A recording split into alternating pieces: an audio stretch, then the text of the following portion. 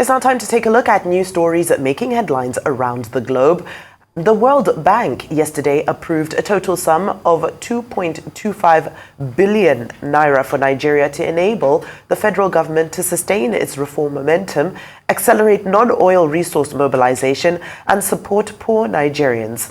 In two separate financing interventions, the bank announced $1.5 billion for the country's reforms for economic stabilization to enable transformation, the Reset Development Policy Financing Program, DPF, and $750 million for the Accelerating Resource Mobilization Reforms ARMA program for results, that's P4R. The World Bank said the combined package provided immediate financial and technical support to the country's urgent efforts to stabilize the economy and scale up support to the poor and most economically at risk.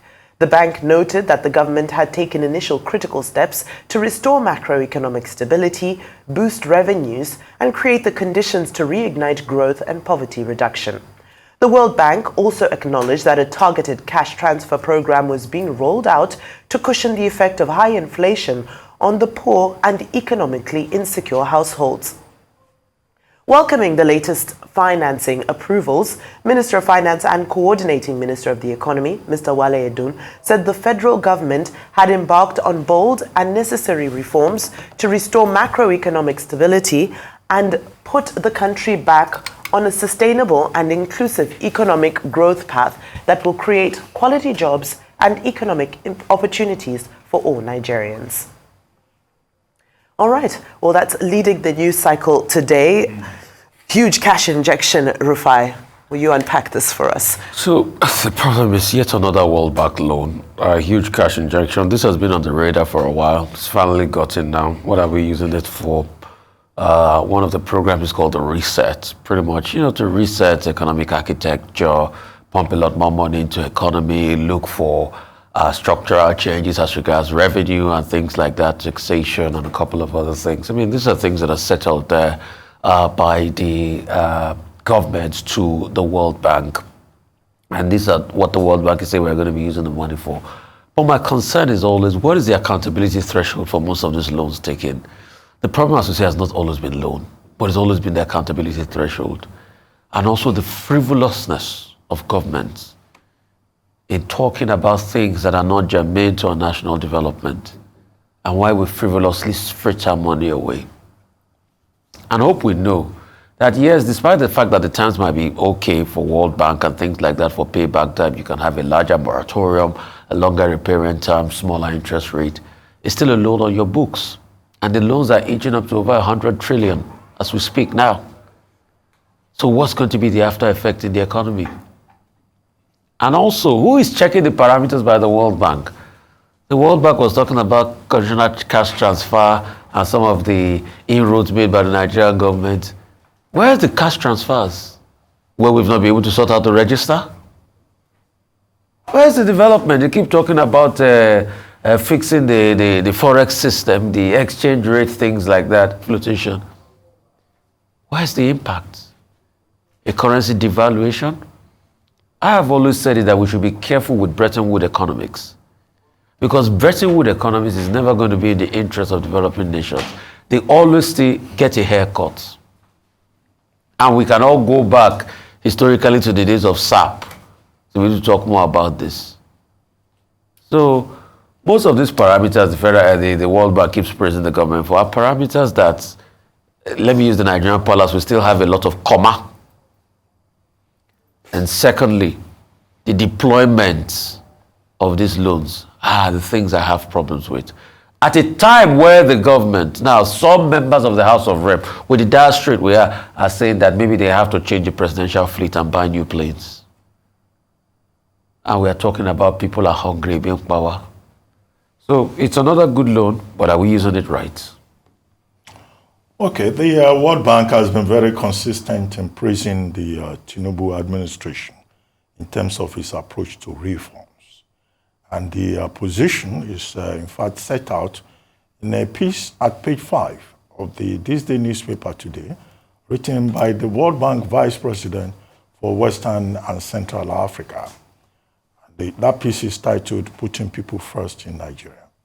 And it sets out the main arguments that we've been hearing from the World Bank. How under the Tinubu administration, we have had, macroeconomic economic reforms, removal of subsidies that has expanded the fiscal space, the harmonization, of the foreign exchange regime, the reduction of, market distortions, human capital and infrastructure development. General praise consistently by the World Bank, and its experts for Tinubu's reforms. So some commendation there. But again, Usman Diagana, in the second part of that article, pointed out that there have been challenges. And what are some of these challenges? Inflation in Nigeria is 33.7 year on year. There is high cost of living. There are challenges for poor people. And of course, there are issues in other aspects of the economy. And that the World Bank, as an ally of the Nigerian government, as a dependable ally, age-old ally, is interested, has decided to provide support for Nigeria, either in the area of education or now in terms of what is called reset, that is to accelerate economic reforms, and what is called AMO, which is also for resource mobilization efforts of the Nigerian government. And understandably, Mr. Wale Edun, who is Minister of Finance and Coordinating Minister of the Economy, is excited by this. However, the issue is that Nigeria is taking a loan. The International Development Association, established in 1960 as the financial, arm of the World Bank, is there to provide support for poor countries. And it's been doing that since 1960 when it was established, spending over $238 billion to support countries in need of economic growth, countries where there is very serious poverty challenges, as we have here in Nigeria. So this 2.25 billion, is actually a loan. You will still have to pay back. Although they say, the cost is from low cost to zero. So in other words, there will be a long moratorium on it, but we will still pay back. And this is not the first loan we're taking from the World Bank. And the concern by many experts on the subject is that, look, taking a loan is not the problem. It is what you do with it. So they say conditional cash transfer. How many people have benefited from that conditional cash transfer? Or the World Bank uses a more, a milder term. They call it social protection programs, because, the Nigerian government is talking about 15 million households that will benefit from these social protection programs. And many Nigerians are asking, where is the register? Most recently, the register, that social register, was a problem under the Buhari government. It's also very controversial under this administration. But the World Bank, supporting the Tinubu administration, also points out that the private sector has to be part of this. But the issue here is sustainability. So we go back to the same point about leadership. Are we managing our resources well?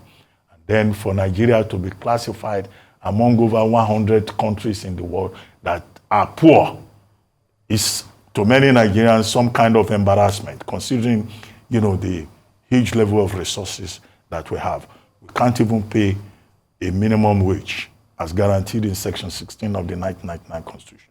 And there are people who are saying, like Femi Falana SAN, that if we manage our resources better, like Kingsley Moghalu, that if we're productive and we focus more on prosperity and wealth creation, then Nigeria should be able to pay not just minimum wage, but living wage. So these are the challenges that we see. So it's not enough to just jubilate that World Bank is giving us $2.25 billion. That money, hopefully, in resetting, in doing the armor that they talk about, we hope will not be used to buy new SUVs for lawmakers. Hopefully not. Right. Now, when you look at the history of the Bretton Woods institutions, you have to go back to post-World War II. And after that, the Bretton Woods institutions were created to restructure Europe. That was after the Great Depression, and they were created for the recovery of European countries.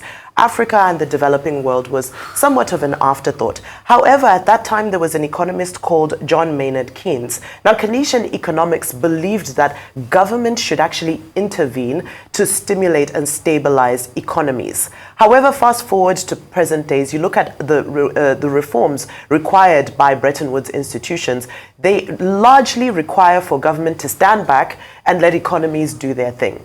This is where the challenge is, because developing nations still need their governments to support. There's still a dire need for the welfare state. So, okay, enter Reset program, enter Armor program, which is supposed to be targeted to the most vulnerable in society. However, as we've already said on this program this morning, what will this money be used for?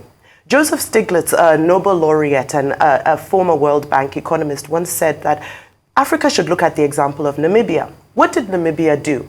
Free education, both primary and secondary, free healthcare, reducing inequality, dealing with corruption. Now, if we deal with all of these things, then we can celebrate that a cash injection has come into the economy in order for us to be able to support our vulnerable further. However, if we haven't looked at these indices, if we haven't looked at these parameters that in essence need to come together for sustainability, for a sustained growing economy, then all we're going to do is continue to play to market forces. And what do market forces do? Market forces protect big businesses. They don't protect, people like you and I, especially people who are just starting out in life, vulnerable people, the poor. Market forces are not targeted towards them. Market forces are targeted towards he who has the greatest muscle in the market. So, as much as we applaud this, we again implore the government to be able to look at free education, access to healthcare. Our doctors are leaving the shores at an alarming rate. Are we bringing them back? What are we doing to make sure there's healthcare? Inequality, minimum wage versus what politicians are earning. And of course, corruption, state capture. What are we doing about that? All right, now on to other news, where President Bola Tinubu and the governor of Delta State, Mr. Sheriff Oborevwori, yesterday extended their congratulations to Director General of the World Trade Organization, Dr. Ngozi Okonjo-Iweala, on her 70th birthday.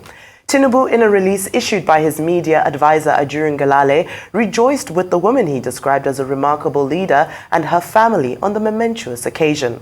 He extolled the former Minister of Finance for her services to the country and efforts towards building resilient institutions. The president also commended the WTO Director General for being a worthy ambassador of Nigeria, exemplifying the grit, diligence, and brilliance that Nigerians are known for. He expressed his heartfelt wishes for many more years of good health, happiness, and success for the WTO boss and her family. Oborevwori, in a statement in Asaba by his chief press secretary Festus Ahon, said Okonjo-Iweala, a distinguished Deltan from Ogwashiuku and the first African woman to lead the Global Trade Organization, was a shining example of professionalism and integrity and a great role model for women. He commended the WTO Director General for her sublime and remarkable achievements in support of Nigeria and the international financial sector. A very happy 70th birthday to her from us here, and so many things to say about this incredible woman. I mean, she's an Amazon, to say the very least. She got out of the shores of this country in the 70s to school in America, got degrees from Ivy League school, came back. She was, I think, 49 then, as vice president of the World Bank, came back to do a lot. And we can never forget her monumental work as regards negotiating the debt with the Paris Club debtors. But you see, the sad reality of Nigeria is since then we've gotten more debts. And that was part of the things that gave us that economic stability and that economic push on, as at that point in time in our life, when Olusegun Obasanjo was leader.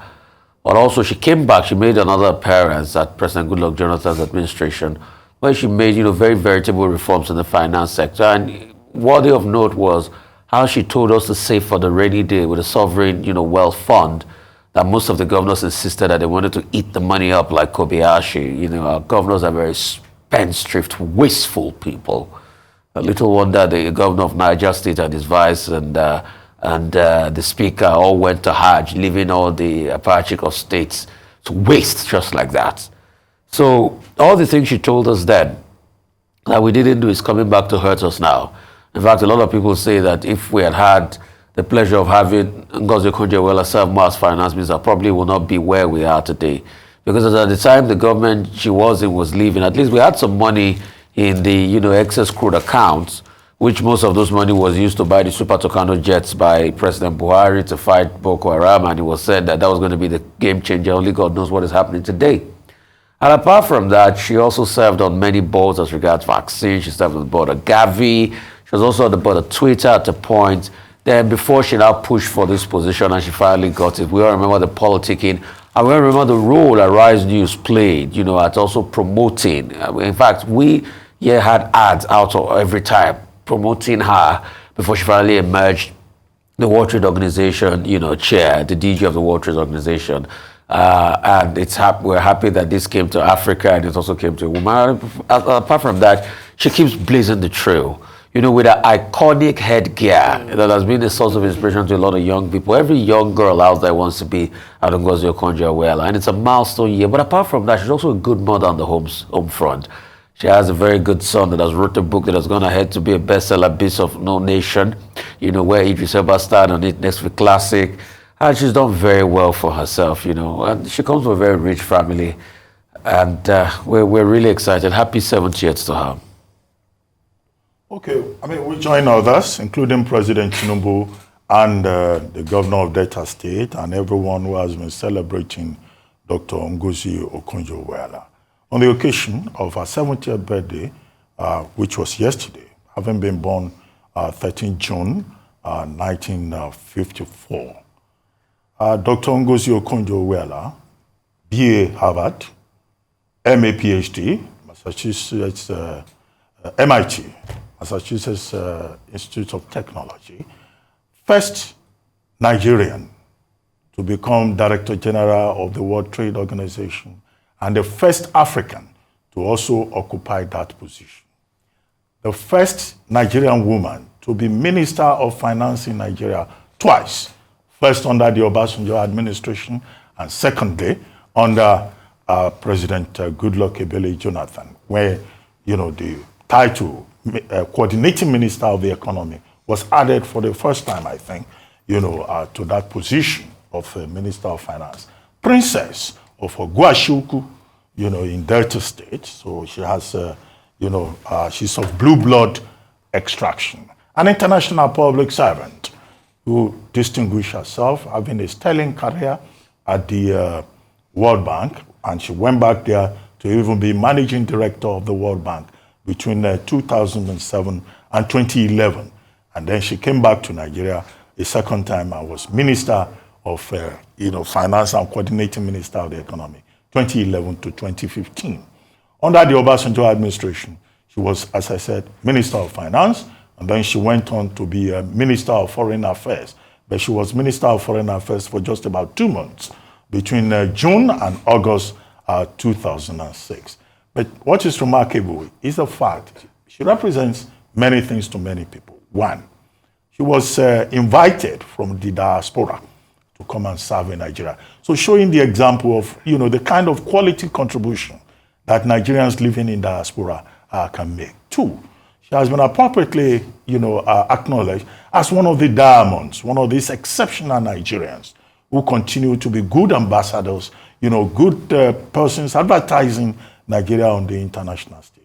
Well, intellectually, of course, nobody can doubt the fact that, she has a very formidable intellect. But even in spite of that, having worked with her during the Jonathan administration, she's a very warm, cordial, friendly, and humble person, and watching her, at council, you see that these are persons who have been well-trained, who invest more in ideas and encouraging people.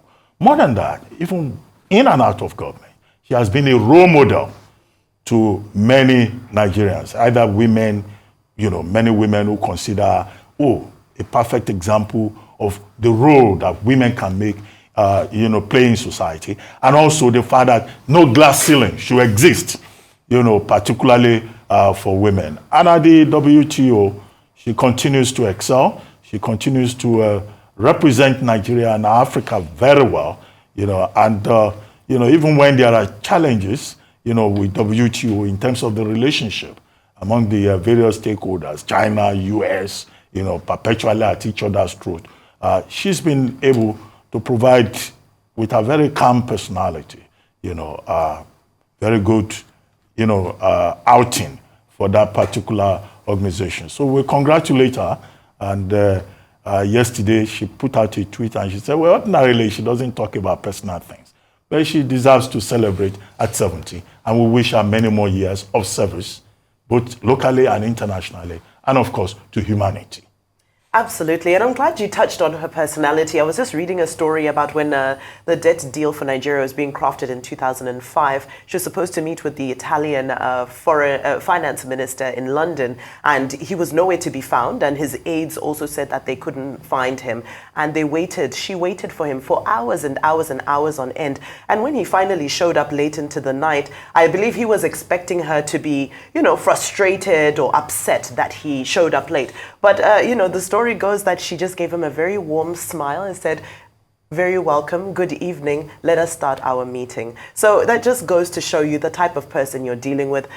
Professional, intellectual, but warm and humble. So again, a very happy birthday. Let's give credit. The article you are quoting is written by Paul Nwabueku, Yes. who was SA Media to Dr. Ngozi Okonjo-Iweala when she was coordinating minister there. Exactly. All right, now into our last story for the headlines this morning. The prestigious Nolly Fans Achievement Awards 2024, held on June 9th at the Lagos Airport Hotel Ikeja, celebrated outstanding individuals who have made significant contributions to the entertainment industry and media in Nigeria. The awards recognize achievement in various fields, including entertainment, education, business, and government. The event organizer, Steve Akpos, noted that the awards aim to acknowledge notable personalities who have made a lasting impact in their respective fields, both within and outside Nigeria. Among the honorees were Temitope Fabemi, anchor of Newsday, and Oji-Okpe, anchor of What's Trending, who received the Nolly Fans Achievement Award for Media Excellence. According to Steve Akpos, the award organizer, their recognition was a well-deserved tribute to their contributions to the media industry. For Oji-Okpe, there's a message for you. 2023, you were meant to come and receive an award. And I just want to say one or two things about Oji-Okpe. Oji-Okpe is a wonderful personality, and I wish that I have come to understand that she's a woman that has a heart of people. When she talks, when she does her programs, What's Trending, I always love that program. Basically because it's championing the cause of both the common man and both the elite. So, Oji-Okpe, this message is for you. Keep doing what you're doing. Keep raising the flag of excellence in the media space. Temitope Fagbemi, the news broadcaster of Arise News, what a wonderful, wonderful personality. You're such a woman of humility. You're such a woman of integrity, and I give it to you. And to the Arise team, kudos to you. Thank you for helping these ones to do well, for giving them the platform, and for also encouraging them in their respective endeavor. Very warm congratulations to our comrades in arms. Yes, to Temitope Fagbemi and Ojinika. And, we want to thank Steve Akpos and his team for recognizing these two Amazons in their own right who are doing great work on the platform of Arise News. Just to say very quickly that, all of us are encouraged by this recognition. I think almost everybody here has won one award or the other. I'm waiting for mine under Arise. No. I've had them before, but for the one under Arise, it's loading. Okay, I know you had won awards before. It will come to your turn. And by the way, Temitope Fagbemi has done the needful. She got very nice implications Yesterday, in fact, I got a special, so thank you very much. Ojinika is here to celebrate her own because she's out of town, but I'm sure Ojinika is up to the task too. Is it not Ojinika? Exactly. Delectable Ojinika. So, but congratulations to all the people who continue to think that the work we do, serves some purpose and continue to celebrate journalism. Not just Arise News, but journalism and its impact in society. Okay.